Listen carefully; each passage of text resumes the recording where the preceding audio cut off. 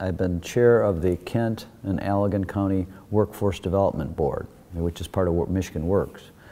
And I became familiar with the issue of transportation as it pertains to the challenges of keeping people employed and getting employed. You know, the two biggest barriers that people have to getting and keeping a job are child care, that's only for obviously the people who have children, and transportation. So in order to get people moving up the economic ladder, you need a stable way to get to work and back.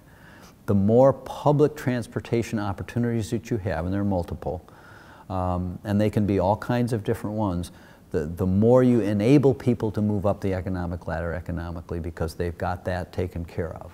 The problem with a vehicle from a budgeting standpoint, if you just think about a budget, is you can't just plug in X amount of money per week, per month. You just can't do that.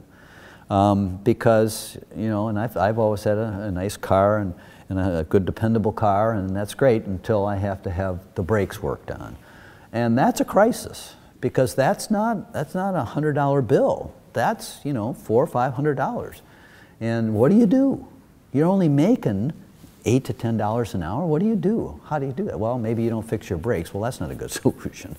So you get into some real practical things. And so the more public transportation solutions you can have for people, the more economic independence you can give them. If you realize that tens of thousands of people have a job who wouldn't have a job if you didn't have that, if you begin to realize that people with disabilities can now become more independent and have some freedom, and people know people like that, they begin to say, well, yeah, I guess maybe there is a pretty good return on that.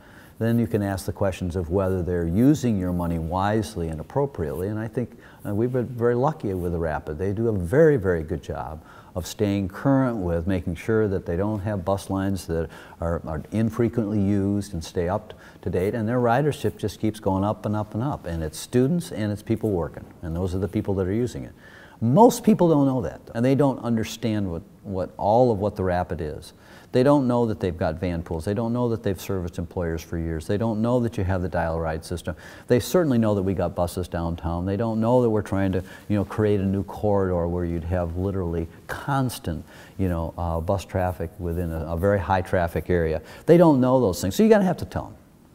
And once you begin to tell them, and then you connect that with people with disabilities, people who are senior who can't drive anymore, students who are struggling and can really take advantage of it, with people who are on welfare who are trying to keep that job, and you begin to explain how they take advantage of that, then you say, come on, you need to get on board to help these people have that possibility in their lives. So to me, it's a great opportunity to bring society back together, for people to understand and get to know one another of all different backgrounds. It's one of the reasons I love the downtown YMCA, which is right on a bus line, because you can see the whole fabric of our town right in that one place.